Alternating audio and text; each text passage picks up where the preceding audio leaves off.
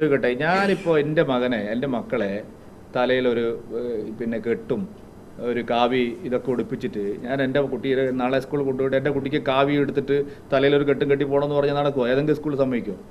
MESൽ സമ്മതിക്കുമോ? Christian സംഘങ്ങളെ സമ്മതിക്കും?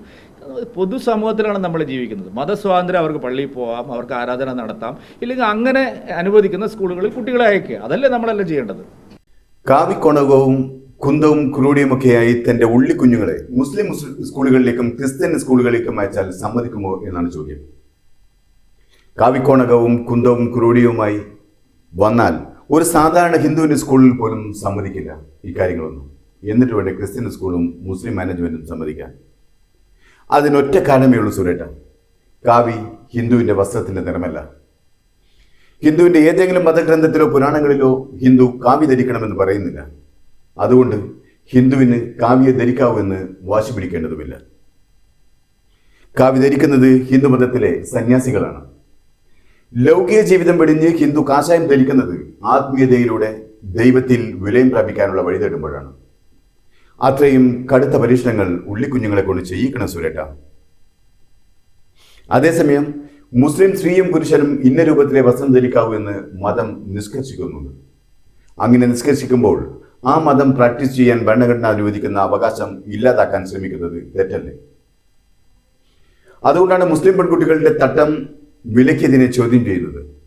അങ്ങനെ തട്ടം വിലക്കുന്നത് ഭരണഘടന മുസ്ലിമിന് നൽകിയ മൗലിക അവകാശവും വ്യക്തി സ്വാതന്ത്ര്യവും നിഷേധിക്കലാണ്. മുസ്ലിം പെൺകുട്ടികൾ സ്കൂളിന്റെ യൂണിഫോം ധരിക്കില്ല എന്ന് പറഞ്ഞു. ആരും അങ്ങനെ പറഞ്ഞില്ല. ഞങ്ങൾ കറുത്ത പർദ്ദയെ ധരിക്കൂ എന്നും പറയുന്നില്ല. ഇന്ന കളറിലുള്ള വസ്ത്രമേ ധരിക്കൂ എന്നും പറയുന്നില്ല. പകരം അവരുടെ മതം അനുശാസിക്കുന്ന തട്ടമിടാൻ, അതും ഈ സ്കൂൾ എന്ത് കളറാണോ ഉദ്ദേശിക്കുന്നത്, എന്ത് കളറാണോ പറയുന്നത്, ആ കളറിൽ തട്ടമിടാമെന്നാണ് പറയുന്നത്.